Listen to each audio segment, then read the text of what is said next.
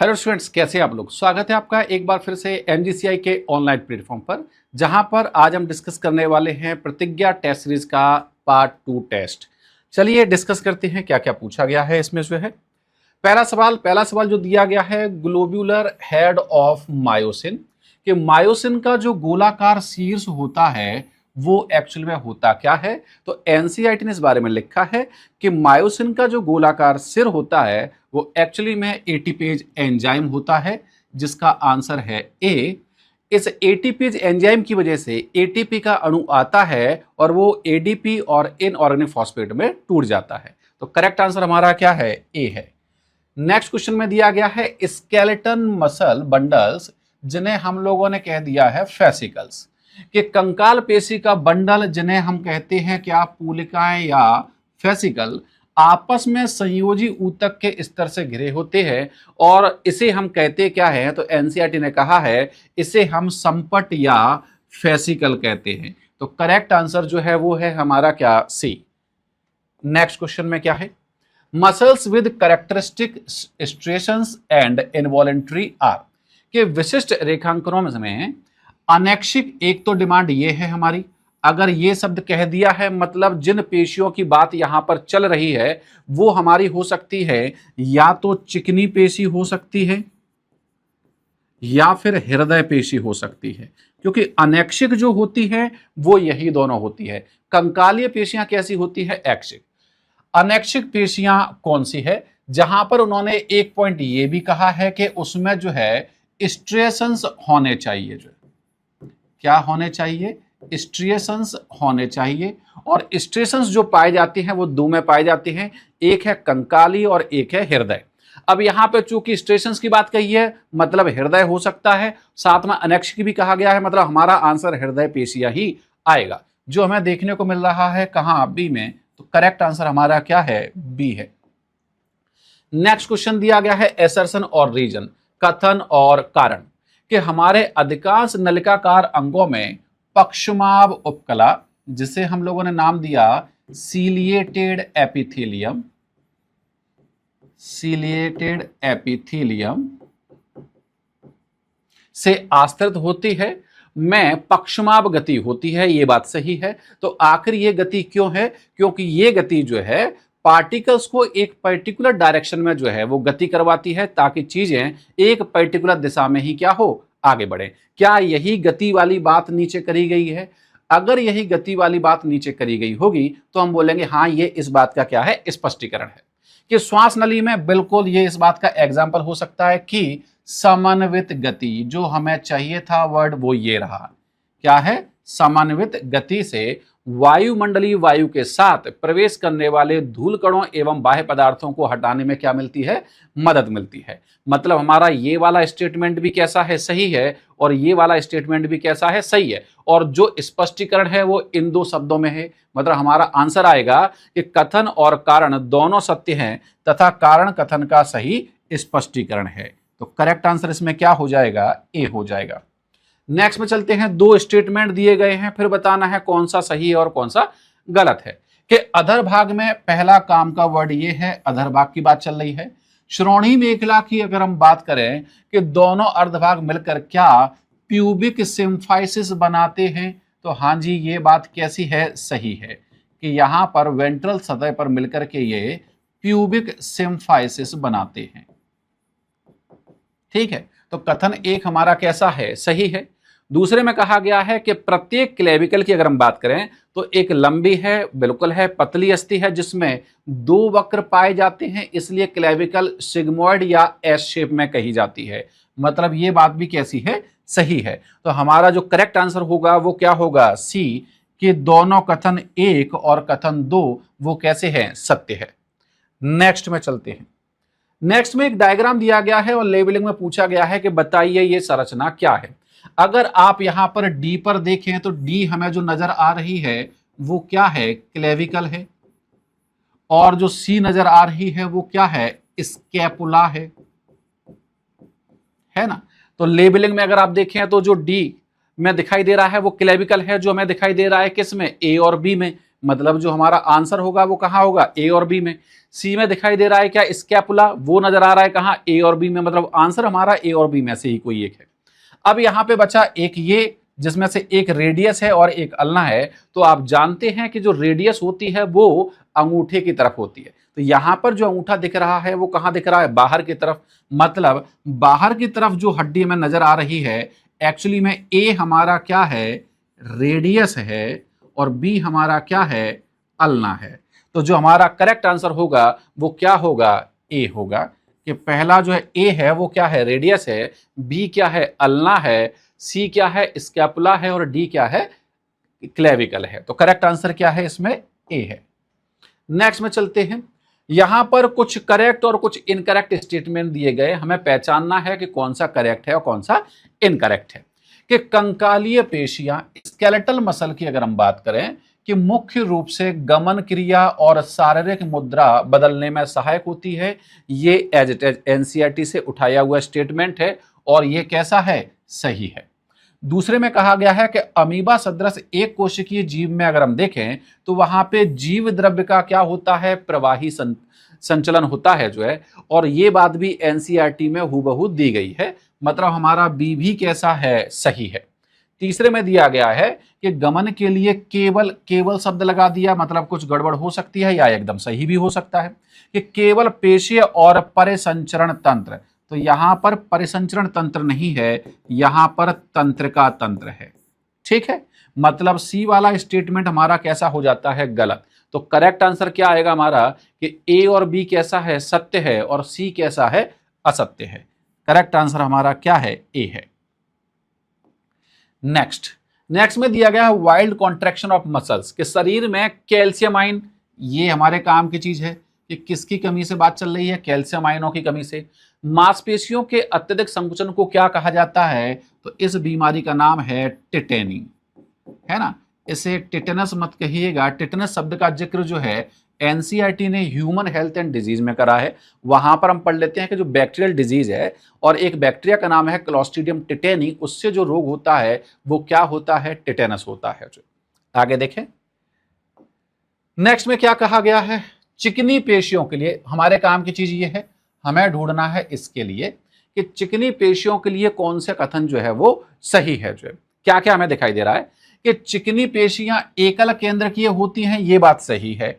और ये रेखित होती हैं, जी नहीं, चिकनी पेशियां अरेखित पेशियां होती हैं। मतलब हमारा ए वाला स्टेटमेंट कैसा है, गलत है। दूसरे में कहा गया अंतरांगी पेशियां, जी हाँ, चिकनी पेशियों को ही हम लोग क्या कह देते हैं, अंतरांगी पेशियां कह देते हैं। अनैक्षिक होती हैं, ये बात सही है, और ये अरेखित भी होती हैं। मतलब फिलहाल जो हमें दिख रहा है वो क्या दिख रहा है कि हमारा बी वाला ऑप्शन कैसा है, सही है। बाकी का और देख लेते हैं कि चिकनी पेशियां बहुकेंद्र की होती है, जी नहीं, वो बहुकेंद्र की नहीं होती हैं, वो एक केंद्र की होती है। मतलब ये कैसा हो गया, गलत हो गया। डी में दिया गया कि चिकनी पेशियां जबड़े में चिकनी पेशियां नहीं, वहां पर कंकालीय पेशियां पाई जाती हैं। मतलब ये भी कैसा है, गलत है। तो करेक्ट आंसर हमारा क्या है, बी है। नेक्स्ट पे चलते हैं। नेक्स्ट में क्या दिया गया कि निम्न में से सत्य कथन को छांटिए। हमें ढूंढना है एक करेक्ट स्टेटमेंट, हमें ढूंढना है एक सत्य कथन। हमारे काम की चीज ये रही कि ईस्ट्रोजन का निम्न स्तर बढ़ती उम्र में होने वाले अस्थि क्षरण हेतु उत्तरदायी है। हाँ जी, एनसीईआरटी ने इसके लिए बीमारी का नाम भी दिया है, जिसे कहा गया है ऑस्टियोपोरोसिस या अस्थि सुसरता। दूसरे में कहा गया है कि जोड़ों में यूरिक अम्ल का जमाव, हमने कि बिल्कुल हो सकता है। क्या हम उसे रूमेटॉइड अर्थराइटिस कहते हैं, ये बात गलत है। हम उसे रूमेटॉइड अर्थराइटिस नहीं, हम उसे गाउट या गठिया कहते हैं। कि प्रतिरक्षा रोग जो तंत्रिका पेशी संधि को जो प्रभावित कर रहा है, जिसके बारे में एनसीईआरटी ने कहा है, वो है माइस्थीनिया ग्रेविस। ठीक है, मतलब ये भी नहीं हो सकता। और कैल्शियम आयन और सोडियम आयन की अधिकता, तो अधिकता नहीं है, इन चीज की क्या हो जाए, कमी। मतलब हमारा करेक्ट आंसर जो है वो क्या है, ए है, और हमें सत्य कथन ही चुनना था। नेक्स्ट में चलते हैं। नेक्स्ट में दिया गया है कि पेशीय संकुचन के दौरान एक आयन का जिक्र किया गया मायोसिन द्वारा क्रॉस सेतु। तो आप जानते हैं कि पेशी संकुचन में जिस आयन का जिक्र होता है वो है कैल्शियम आयन। सबसे सरलतम सवाल यही था। नेक्स्ट है प्रत्येक कॉक्सियल अस्थि के 3 भाग होते हैं। ये बहुत ही बेहतरीन क्वेश्चन है। थोड़ा सा कंफ्यूज कर सकता है, क्योंकि यहां पर दो जगह सेम सेम से लग रहे हैं, यहां पर ये बाहर चला जाएगा। सही आंसर इसका है इलियम, इशियम और प्यूबिस। सैक्रम जो है वो आपका वर्टिब्रल कॉलम का हिस्सा है, जो है किसका हिस्सा है, वर्टिब्रल कॉलम का। वो आपके प्यूबिक सिम्फाई से जहां बन रहा है या प्यूबिक बोन्स जो है उनका हिस्सा नहीं है, वो वर्टिब्रल कॉलम का हिस्सा है। और आप देख रहे हैं सैक्रम सैक्रम सैक्रम, तीनों जगह सैक्रम दिया गया है, मतलब सैक्रम तो नहीं हो सकता। करेक्ट आंसर हमारा आएगा इसमें ए। नेक्स्ट में चलते हैं। निम्न में से कौन मस्तिष्क स्तंभ, ब्रेन स्टेम जिन्हें कहा जाता है, ब्रेन स्टेम का भाग नहीं है ना। आप लोग पढ़ने में धोखा खा जाते हैं, ऐसे छोटे छोटे शब्दों को ना आप मार्क किया कीजिए ताकि आपसे गलती की संभावना कम हो जाए। कौन कौन सा है, आप जानते हैं कि ब्रेन स्टेम में 3 पार्ट शामिल किए जाते हैं, मध्य मस्तिष्क, पोन्स और मेडुला, है ना। यहां पर मध्य मस्तिष्क तो नहीं कहा है, लेकिन मध्य मस्तिष्क के भाग का जिक्र कर दिया है जिसका नाम है कॉर्पोरा क्वाड्रिजेमिना, है ना। तो ये हमारा क्या हो गया, मध्य मस्तिष्क। दूसरा है मेडुला, हाँ जी ये भी होता है। पोन्स वेरुला ये भी होता है। तो क्या नहीं है, सेरिबेलम नहीं है। तो जो नहीं है वही हमारा आंसर है। नेक्स्ट पे चलते हैं कि किसके अधिक सांद्रण के कारण प्रमस्तिष्क वलकुट का रंग जो है, देखिए आप जानते हैं कि जो सेरिबुलर कॉर्टेक्स होता है उसका रंग जो है वो कैसा होता है, ग्रे होता है। और ग्रे कलर जो होता है वो सेल बॉडी की वजह से होता है, क्योंकि उसमें पाए जाते हैं नेसल्स ग्रैन्यूल। तो वो जो कलर आ रहा है वो किस वजह से आ रहा है, नेसल्स ग्रैन्यूल की वजह से आ रहा है। तो करेक्ट आंसर हमारा हो जाएगा इसमें क्या, सी, क्या है, केवल कोशिका काय है जो है। बाकी की आप बात करें माइलिन शीथ की, तो माइलिन शीथ की वजह से रंग धूसर नहीं होता है, माइलिन शीथ की वजह से रंग श्वेत हो जाता है, जिसे हम श्वेत द्रव या व्हाइट मैटर कहते हैं जो है। नेक्स्ट पे चलते हैं। नेक्स्ट में कहा गया है कि निम्न में से कौन सा कथन विद्युत स्नैप, इलेक्ट्रिकल स्नैप्स,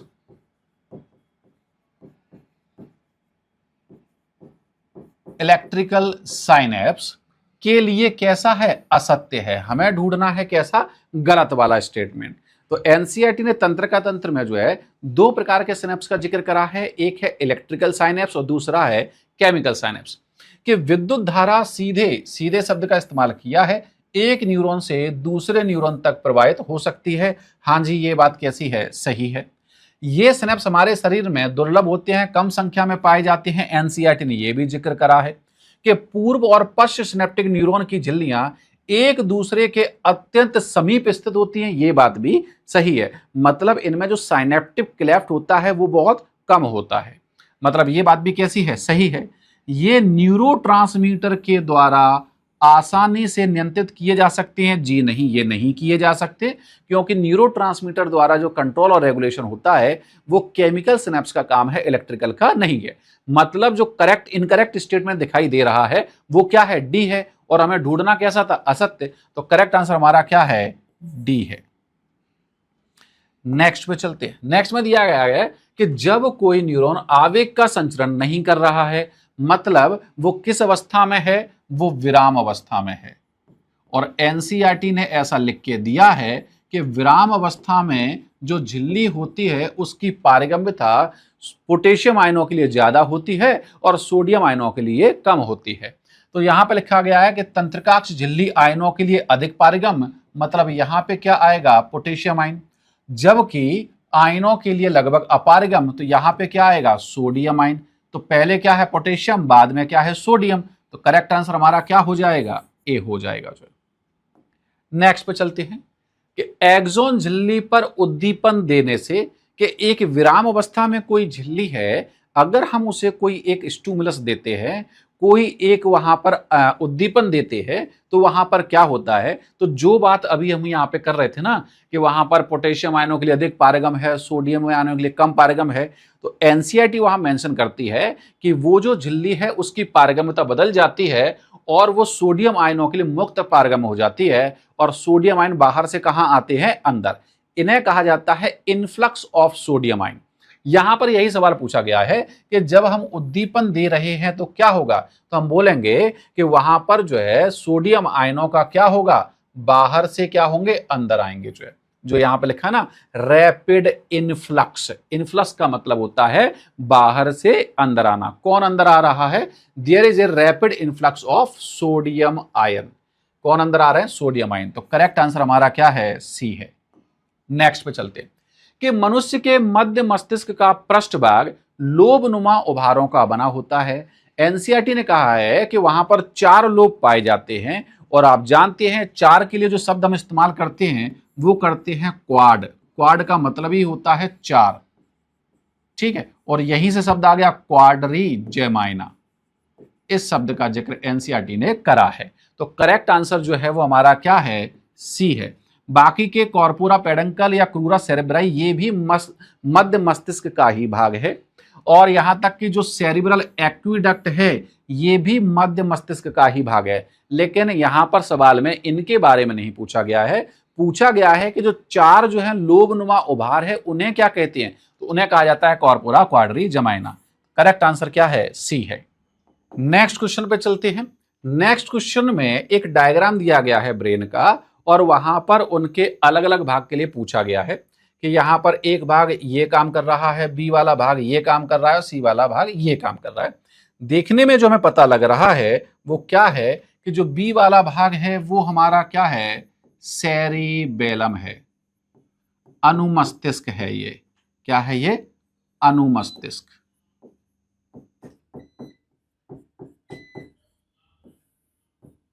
जबकि ए वाला भाग जो है ये है हमारा क्या? थैलेमस। और जो थैलेमस के नीचे वाला भाग है वो है हमारा क्या? हाइपोथैलेमस, है ना। तो यहां पर आप जानते हैं एनसीईआरटी ऐसा कहती है कि जो थैलेमस वाला भाग है वो वहां पर किसकी तरह कार्य करता है? रिले सेंटर, प्रसारण केंद्र की तरह कार्य करता है कि जो भी सूचना आएंगी वो पहले थैलेमस के पास जाएंगी, थैलेमस उन्हें सेरिब्रल कॉर्टेक्स को भेज देगा जो है। तो यहां पर ए के लिए थैलेमस जो है उसके लिए प्रसारण केंद्र या रिले सेंटर कहां लिखा हुआ है? वो लिखा हुआ है कहां? सी में। और कोई दूसरा ऑप्शन हमें वहां पर देखने को नहीं मिल रहा है। बी हमारे पास क्या है? बी हमारे पास सेरिबेलम है जो ऐच्छिक पेशी का अनैच्छिक नियंत्रण करता है, ये बात भी सही है। और हाइपोथैलेमस में क्या है? संतुष्टि केंद्र, सेटाइट सेंटर होते हैं। आप जानते हैं कि जब हम कुछ खाना नहीं खाते हैं तो हमें भूख और प्यास लगती है, तो वो है एपेटाइट सेंटर, और जब हम खाना खा लेते हैं तो वो शांत भी हो जाता है, इसे कहते हैं सटाइट सेंटर, संतृप्ति केंद्र, है ना। तो करेक्ट आंसर जो है वो हमारा क्या है? सी है।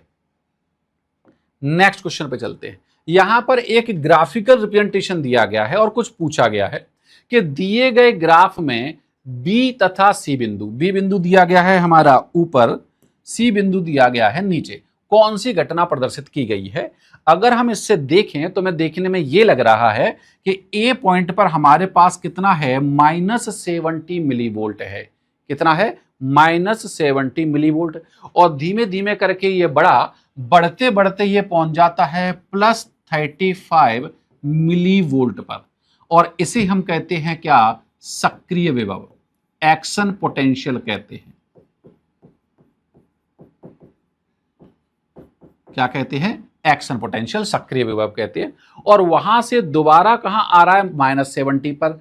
मतलब सक्रिय विभव से दोबारा किस अवस्था में आ रहा है? विराम अवस्था में। और सक्रिय से विराम अवस्था में वापस आने को कहा जाता है पुनः ध्रुवण, ठीक है, रिपोलराइजेशन। और आप जानते हैं कि रिपोलराइजेशन के टाइम पर सोडियम वोल्टेज गेटेड चैनल बंद हो जाते हैं और पोटेशियम वोल्टेज गेटेड चैनल जो है वो खुल जाते हैं। यही चीज यहां पूछी गई है कि जब बी से हम सी की तरफ जा रहे हैं, जब बी और सी बिंदु की बात चल रही है तो कौन सी घटना घटेगी? तो जैसा कि अभी आपको बताया कि उस दौरान सोडियम वोल्टेज गेटेड चैनल खुल जाएंगे, जी नहीं। सोडियम वोल्टेज गेटेड चैनल बंद हो जाएंगे, जी हां। और पोटेशियम वोल्टेज गेटेड चैनल बंद हो जाएंगे, जी नहीं, ये खुल जाएंगे। मतलब जो हमारा एक ऑप्शन मिल रहा है वो कौन है? बी है। तो करेक्ट आंसर हमारे पास क्या है? बी है। नेक्स्ट में चलते हैं कि मानव के कंकाल तंत्र के लिए सही अनुरूपता क्या है? हमें ढूंढना है करेक्ट, हमारे काम की चीज है ये, हमें ढूंढना है इसमें से करेक्ट कि क्या अक्षीय कंकाल में 126 हड्डियां अस्थियां होती हैं? हम कहते हैं जी नहीं, अक्षीय वाले में जो होती हैं वो सिर्फ होती हैं कितनी? 80 अस्थि। क्या करोटी में 22 अस्थि होती हैं? जी हाँ, एनसीईआरटी ने इस बात को मेंशन किया है कि स्कल में टोटल हड्डियों की संख्या कितनी है? बी है। हमारा करेक्ट आंसर क्या है? बी। बाकी का क्रॉस चेक कर लेते हैं। क्या कशेरुकदंड में 24 अस्थि होती हैं? जी नहीं, उनमें 26 अस्थि होती हैं। और क्या हमारे पास पसलियों की संख्या 20 है? जी नहीं, 12 जोड़ी यानी कि 24 है। तो जो करेक्ट आंसर हमारा मिला वो क्या मिला? बी मिला, है ना। नेक्स्ट क्वेश्चन पे चलते हैं।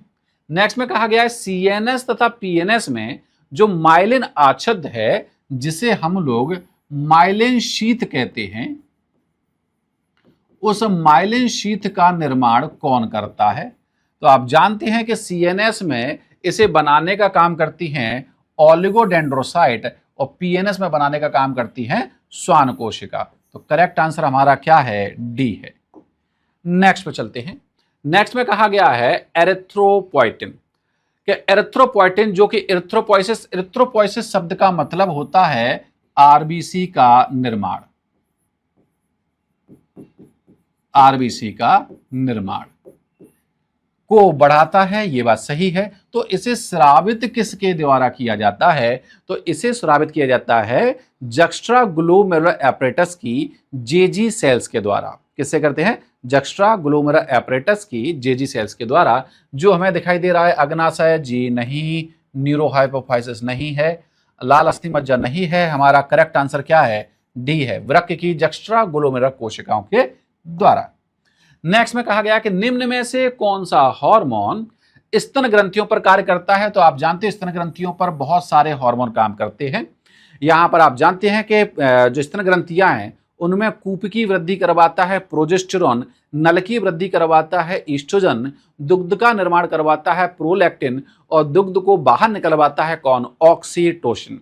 अब यहां पर किसके बारे में पूछा गया है, पहले वो देख लेते हैं कि निम्न में से कौन सा हार्मोन स्तन ग्रंथियों पर कार्य करके, ये आ गया हमारे काम का शब्द। हमारा आंसर आएगा यहां से कि कौन है जो एल्वुलर ग्रोथ करवाता है, जो तो वहां पे करवाता है कौन?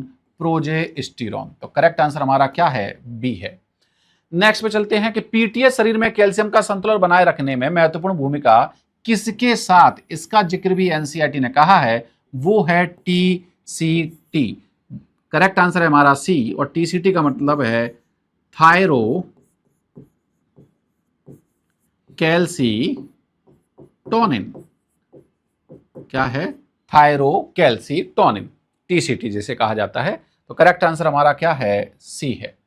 नेक्स्ट में चलते हैं कि क्रेनियम 8 अस्थियों से मिलकर बना होता है, ये बात सही है, जिसमें एक फ्रंटल, 2 पैराइटल, 1 ऑक्सीपिटल, 2 टेम्पोरल और 1 स्फिनोइड और 1 इथमोइड बनाता है। तो करेक्ट आंसर हमारा क्या दिखाई दे रहा है? इसमें ए है ना। 1 frontal, 2 parietal, 1 occipital, 2 temporal, 1 sphenoid और 1 इथेमोइड। तो करेक्ट आंसर क्या है? ए है।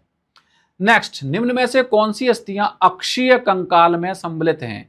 तो आप जानते हैं क्या अक्षीय कंकाल में स्कल शामिल है? जी हां, तो मैग्जिला भी उसी का हिस्सा है, ये भी है। क्या कॉसेक्स है? वर्टिब्रल कॉलम क्या अक्षीय का हिस्सा है? जी हां, बिल्कुल है, तो ये भी है। सी उरोस्थी, हाँ जी ये भी है। कूट पसलियां भी हमारे इसी में शामिल हैं, तो ये भी है। और नेजल, ये हमारे स्कल का ही हिस्सा है, मतलब ये भी है। मतलब सारी हड्डियां उसमें सम्मिलित हैं। तो करेक्ट आंसर जो हमें मिलेगा A B C D E. तो करेक्ट आंसर हमारा क्या है? डी है। नेक्स्ट पे चलते हैं। एक कथन और दिया है और एक कारण दिया है, पूछा गया है क्या सही है क्या गलत है, कि हाइपोथैलेमिक हार्मोन पीयूष ग्रंथि के हार्मोन के संश्लेषण और स्राव को नियंत्रित करते हैं। हाँ जी बिल्कुल सही बात है, करते हैं। कैसे करते हैं? कि जो अग्र पीयूष है उसका नियंत्रण किया जाता है। कैसे? पोर्टल सिस्टम के द्वारा, जहां 2 प्रकार के हार्मोन भेजे जाते हैं। कौन कौन से? एक है वहां पर श्रावण को बढ़ाने वाले हार्मोन और एक है वहां पर श्रावण को कम करने वाले हार्मोन। जबकि पश्च पीयूष का नियंत्रण सीधे होता है, एनसीईआरटी ने ऐसा लिखा है कि सीधे नियंत्रण में होता है। क्यों? क्योंकि पश्च पीयूष ग्रंथि से निकलने वाले हार्मोन जो है वो एक्चुअली में बनते कहां हैं? हाइपोथैलेमस में। क्या ऐसी ही कुछ बात नीचे लिखी हुई है? अगर ऐसी ही कुछ बात नीचे लिखी होगी तो हम बोलेंगे हाँ ये इस बात का क्या है? स्पष्टीकरण है कि हाइपोथैलेमस द्वारा उत्पादित हार्मोन 2 प्रकार के होते हैं, एक उत्तेजन करने वाले, सही बात है, और अवरोधन करने वाले। हाँ जी, तो पीयूष ग्रंथि का नियंत्रण ऐसे ही किया जाता है, एक्साइटेटरी और इनहिबिटरी दोनों प्रकार के हार्मोन बनाने के बाद। मतलब करेक्ट आंसर क्या हो जाएगा, कथन एवं कारण दोनों सत्य हैं तथा कारण कथन का सही स्पष्टीकरण भी है। तो करेक्ट आंसर हमारा क्या हो जाएगा, ए हो जाएगा। नेक्स्ट है, निम्नलिखित 4 कथनों पर विचार कीजिए। ABCD दिए गए हैं, फिर पूछा गया है क्या कि सभी सही कथनों, हमें ढूंढना है सही। कि अतिकायता, यहां पे थोड़ा सा कंफ्यूजिंग रहता है अतिकायता और अतिकायकता में, एक वर्ड का अंतर है जो कंफ्यूज कर सकता है। तो कोशिश ये करें कि ऐसी चीजों को आप हिंदी से नहीं, ऐसी चीजों को आप इंग्लिश से सॉल्व करें। इंग्लिश में यहां देखें तो लिखा हुआ है एक्रोमेगाली। दो बीमारियां हैं, एक है जाइजेंटिज्म और एक है एक्रोमेगाली। जो जाइजेंटिज्म होती है वो जीएच की अधिकता से होती है, ऐसे ही एक्रोमेगाली क्या होती है, जीएच की अधिकता से होती है। लेकिन अंतर क्या है फिर, जाइजेंटिज्म जो होती है वो बाल्यावस्था में होती है और एक्रोमेगाली जो होती है वो एडल्ट में होती है, जबकि यहां पे क्या लिखा है, चाइल्डहुड जो है। मतलब पहला वाला स्टेटमेंट हमारा कैसा है, गलत है कि अतिकायता बाल्यावस्था में होती है, जी नहीं, ये वयस्क अवस्था में होती है। तो ये वाला स्टेटमेंट कैसा हो गया, गलत हो गया। बी में क्या कहा गया है कि वयस्कों में थायरॉक्सिन के अल्प स्राव के कारण क्या मिक्सोडीमा होता है, ये बात सही है, क्योंकि बच्चों में जब थायरॉक्सिन की कमी होती है तब हम उसे क्रिटिनिज्म कह देते हैं। मतलब हमारा बी वाला कैसा है, सही है। तीसरे में कहा गया है कि ग्लूकोकॉर्टिकॉइड के अतिस्राव एडिसन रोग का कारण होता है, जी नहीं, वहां अतिस्राव नहीं है, एक्चुअली में वहां पर अल्प स्राव है। मतलब सी वाला हमारा कैसा है, गलत है। डी में क्या कहा गया है कि शारीरिक श्रम या उपवास के समय इंसुलिन का इंजेक्शन देने से मधुमेह रोगी में इंसुलिन आघात या इंसुलिन शॉक हो सकता है क्या, तो हाँ जी, बिल्कुल हो सकता है। क्यों ऐसा बोल रहे हैं, क्योंकि ऑलरेडी वो फिजिकल वर्क कर रहा है या फिर उपवास कर रहा है, तो उपवास के दौरान ऑलरेडी ग्लूकोज का लेवल कैसा हो जाएगा, कम।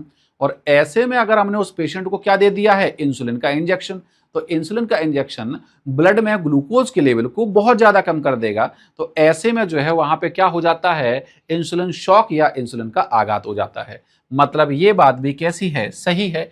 और हमें ढूंढना क्या था, सही कथन। ठीक है, तो हमारे सही कथन कितने मिले, बी और डी, जो हमें देखने को मिल रहा है बी में। तो करेक्ट आंसर हमारा क्या आ जाएगा, बी आ जाएगा। नेक्स्ट पे चलते हैं कि स्टीरॉयडल हार्मोन अधिकांशतः जीनोमिक अभिव्यक्ति कि जो स्टीरॉयडल हार्मोन है वो जीन एक्सप्रेशन मैकेनिज्म पे काम करते हैं। कैसे, क्योंकि आप जानते हैं कि इनके जो रिसेप्टर होते हैं वो कोशिका के अंदर न्यूक्लियस में होते हैं, है ना। इंट्रासेलुलर मतलब सेल के अंदर होते हैं, वो भी कहाँ होते हैं, न्यूक्लियस के अंदर होते हैं।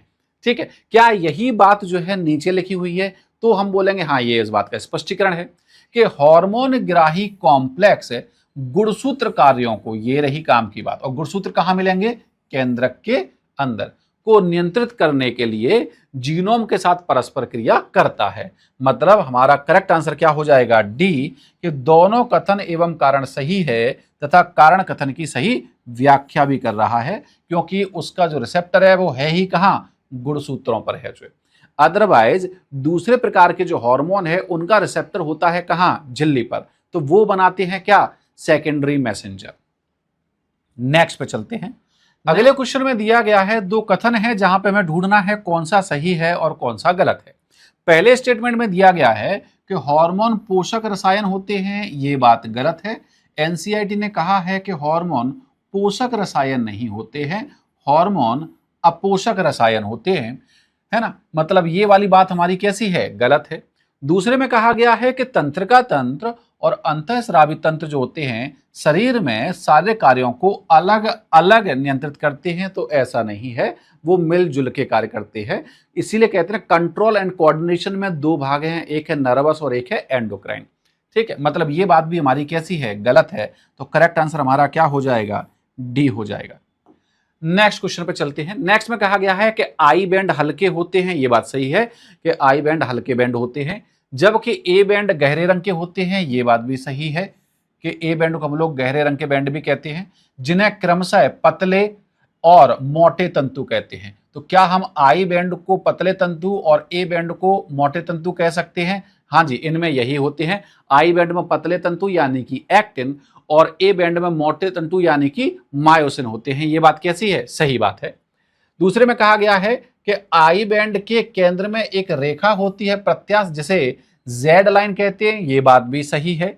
जबकि ए बैंड के केंद्र में रेशेदार एम रेखा होती है। ये बात भी सही है। लेकिन इस बात का क्या है? स्पष्टीकरण नहीं है, क्योंकि वहां पर अलग चीज का जिक्र हो रहा है, एक्टिन और मायोसिन का, और यहां पर अलग चीज का एक्सप्लेनेशन हो रहा है, जेड लाइन और एम लाइन का। इसीलिए ये इस बात का स्पष्टीकरण नहीं है, लेकिन स्टेटमेंट दोनों कैसे हैं? सही है। तो करेक्ट आंसर हमारे पास क्या हो जाएगा?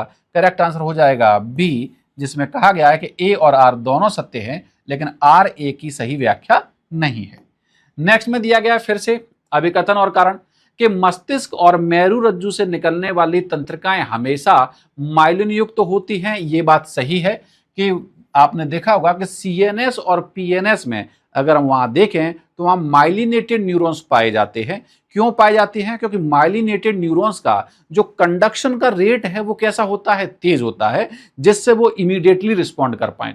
क्या यही बात नीचे लिखी गई है कि तंत्रिका आवेगों के तीव्र चालन, ये रही हमारे काम की चीज, के लिए माइलिन का आवरण न्यूरॉन को विद्युत रोधी बनाता है। तो हमारा करेक्ट आंसर क्या हो जाएगा? ए हो जाएगा कि ये इस बात की क्या है? सही व्याख्या है।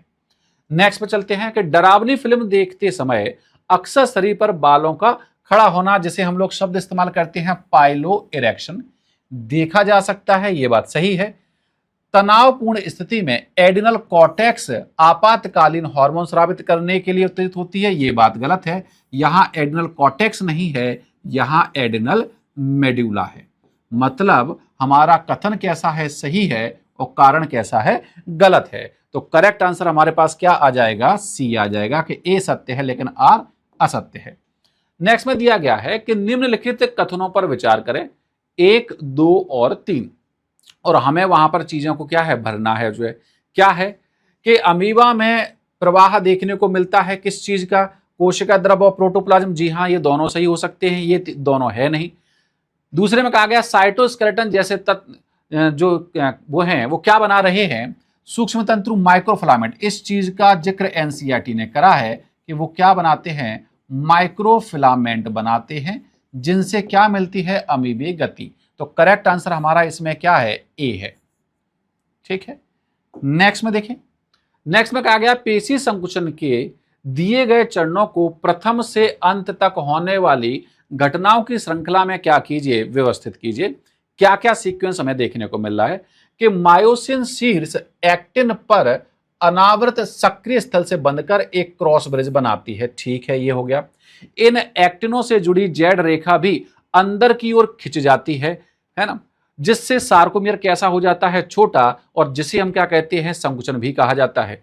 यह जुड़े हुए एक्टिन तंतुओं को ए बैंड के केंद्र की ओर खींचता है। तो यहां पर जो सीक्वेंस हमें देखने को मिल सकता है, तो सबसे पहले तो ये आएगा 1, फिर ये क्या करेगा? दोनों को खींचेगा, जिससे ए बैंड के केंद्र की ओर खींच रहा है, मतलब हो जाएगा 3, और जिससे क्या होगा? जो जेड लाइन है वो भी कहां खींचेगी? अंदर की ओर। मतलब हमारा करेक्ट सीक्वेंस जो देखने को मिलेगा वो मिलेगा 1, 3, 2, जो हमें देखने को मिल रहा है किसमें? सी में। तो करेक्ट आंसर हमारा क्या है? सी है। नेक्स्ट में दिया गया है न्यूरॉन के स्थान क्षेत्र से संबंधित सही मिलान के विकल्प का चयन कीजिए कि क्या एक ध्रुवीय न्यूरॉन सेरिब्रल कॉर्टेक्स में मिलते हैं? जी नहीं, ये भ्रूणीय अवस्था या एम्ब्रोनिक कंडीशन में मिलते हैं। क्या द्विध्रुवीय न्यूरॉन आंख की रेटिना में मिलते हैं? हाँ जी, ये बात कैसी है? सही है कि ये कहाँ मिलते हैं? आंख की रेटिना में। क्या बहुध्रुवीय न्यूरॉन कंकाल तंत्र में मिलते हैं? एनसीईआरटी ने कहा है कि ये सेरिब्रल कॉर्टेक्स में मिलते हैं।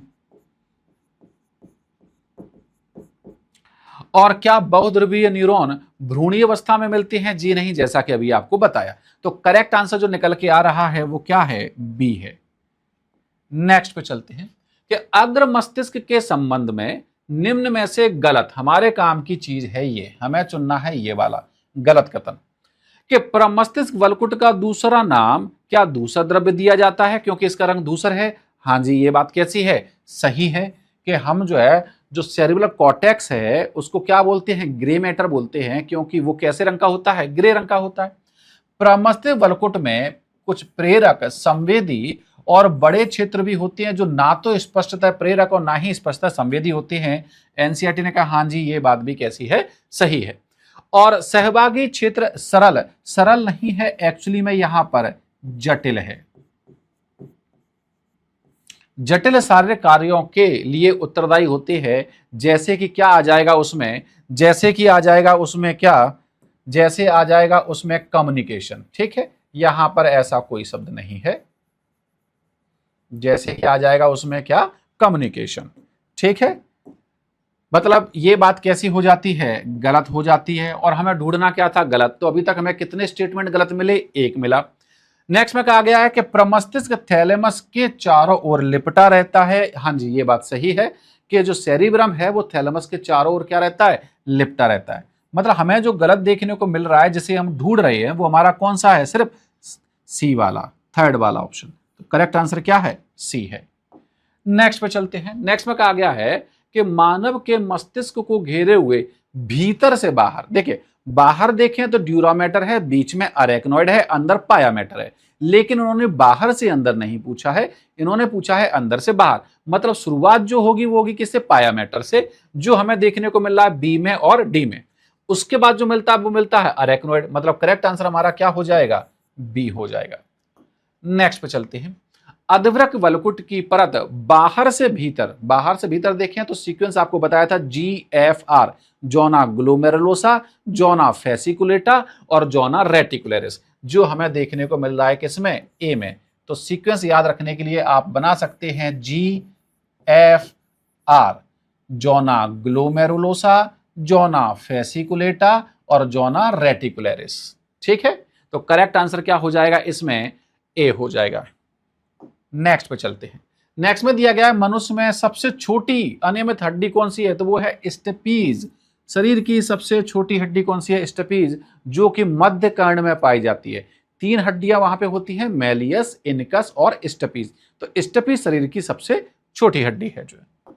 नेक्स्ट पे चलते हैं कि तालिकाओं को सुमेलित कीजिए व सही उत्तर का चुनाव कीजिए। क्या क्या दिखाई दे रहा है कि एटलस और एक्सिस में अगर हम देखें तो वहां कौन सा ज्वाइंट पाया जाता है, एटलस और एक्सिस में वहां पर पाइवेट ज्वाइंट पाया जाता है। कौन सा ज्वाइंट है वहां पर, पाइवेट। मतलब फर्स्ट को मिलाना है ई से, तो कहां दिख रहा है, सभी में दिख रहा है। ऐसा ही हमें सेकंड में दिख रहा है कि फर्स्ट को मिलाना है किससे, ई से, सेकंड को मिलाना है किससे, ए से।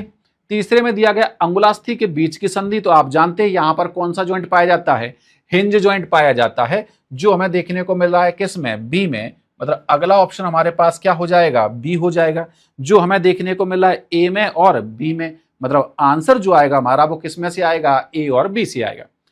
नेक्स्ट में दिया गया है फीमर और एस्टाबुलम कैविटी, तो आप जानते हैं कि फीमर और एस्टाबुलम कैविटी में जो वहां पर ज्वाइंट पाया जाता है वो पाया जाता है ball and socket type of joint.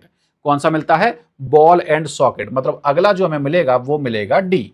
अब जो बच गया हमारे पास वो क्या है, सी। तो करेक्ट सीक्वेंस क्या मिला, AEABDC, जो हमें देखने को मिल रहा है बी में। तो करेक्ट आंसर हमारा जो है वो क्या है, बी है। नेक्स्ट पे चलते हैं कि विद्युतीय सिनेप्स रासायनिक सिनेप्स की तुलना में अधिक तीव्र होते हैं। हाँ जी ये बात सही है, क्योंकि यहां पर न्यूरोट्रांसमीटर या साइनेप्टिक क्लेफ्ट जैसा नहीं होता है। साइनेप्टिक क्लेफ्ट जो होती है वो बहुत कम होती है यहां पर, इसलिए जो सिग्नल है वो बहुत जल्दी आगे बढ़ जाते हैं। जो कि विद्युतीय सिनेप्स रासायनिक सिनेप्स की तुलना में अधिक तीव्र होते हैं, ये बात सही है। क्यों, क्या यहां पर क्रिया विभव सीधे अंतराल मतलब जो गैप जंक्शंस हैं के माध्यम से सीधे ही संचालित हो जाता है। हाँ जी ये बात सही है, यही इसका क्या है, स्पष्टीकरण भी है। मतलब करेक्ट आंसर क्या है, यहां पर ए है, क्योंकि यहां पर साइनेप्टिक डिले नहीं होता है, जो है ना, साइनेप्टिक डिले नहीं होता है। जो नेक्स्ट में क्या है, कुछ स्टेटमेंट दिए गए हैं और यहां पर पूछा गया है कि उपरोक्त एक से लेकर जो स्टेटमेंट दिए गए हैं ए और बी प्रकार के मांसपेशियों की विशेषता के रूप में दिए गए हैं। तो ए हमारे पास क्या है, यहां पर ए हमारे पास है लाल पेशियां और बी हमारे पास क्या है, सफेद पेशियां। तो हमें इनके करैक्टर बताने हैं। ये है हमारे पास ए और ये है हमारे पास बी। ठीक है, तो क्या हमें दिखाई दे रहा है कि पहला जो लक्षण कहा गया है माइटोकॉन्ड्रिया की संख्या कम, तो आप जानते हैं कि लाल पेशियों में माइटोकॉन्ड्रिया की संख्या कैसी होती है, ज्यादा। मतलब ये वाला पॉइंट कहां आएगा, इधर आएगा। तो क्या ए के लिए फर्स्ट लगा सकते हैं, नहीं लगा सकते। क्या ए के लिए फर्स्ट लगा सकते हैं, नहीं लगा सकते। मतलब आंसर हमारा ए और सी तो नहीं हो सकता, जो आंसर आएगा वो किस में आएगा, बी और डी में से, है ना। फिर दूसरा दिया गया है बी के बाद 4 में देखें कि मायोग्लोबिन की अधिक मात्रा, तो हां जी, लाल मांसपेशियों की बात करें तो इनमें मायोग्लोबिन ज्यादा होता है, इसीलिए तो ये लाल होती हैं, है ना। जबकि यहां पे दिया गया है क्या, 5 में क्या कहा गया है, सार्कोप्लाज्मिक रेटिकुलम मध्यम होता है। यहां पर दिया गया 5 में कि सार्कोप्लाज्मिक रेटिकुलम मॉडरेट होता है, तो वहां पर साइटोप्लाज्मिक रेटिकुलम कैसा होता है, मॉडरेट होता है। ये बात कैसी है, सही है। साइटोप्लाज्मिक रेटिकुलम, सार्कोप्लाज्मिक रेटिकुलम कैसा होता है, लाल में थोड़ा कम ही होता है, ज्यादा कहां होता है, वो व्हाइट वालों में जो है। लेकिन 4 वाला स्टेटमेंट जो है, मायोग्लोबिन की अधिक मात्रा, वो यहां पे शामिल ना करती हो, इन्होंने यहां पे कर दिया है। मतलब ये बात कैसी हो जाएगी उनके लिए, गलत। तो करेक्ट आंसर जो आएगा वो हमारा क्या आएगा, बी आएगा जो है ना। नेक्स्ट चलते हैं। जो लास्ट क्वेश्चन है जो हमारे आज के टॉपिक का, वो है क्या, एक असर्शन और रीजन कि शरीर के हड्डी वाले भाग के साथ सभी प्रकार की गतिविधियों के लिए जोड़ क्या है, आवश्यक है। ये बात क्या है, सही है कि जोड़ हड्डियों और उपास्थि या हड्डियों के बीच, कि देखिए या तो हड्डी और उपास्थि हो सकता है या दो हड्डियां हो सकते हैं के बीच संपर्क बिंदु है, ये उसकी क्या हो गई, परिभाषा हो गई। मतलब ये उसका स्पष्टीकरण तो नहीं होगा। तो करेक्ट आंसर क्या होगा हमारे पास, बी होगा जो है ना। ये था हमारा प्रतिज्ञा टेस्ट सीरीज का पार्ट टेस्ट 2। ठीक है, अगले एपिसोड में हम लोग नए पेपर के साथ हाजिर होंगे। आज के लिए बस इतना ही। Thank you very much, thanks a lot.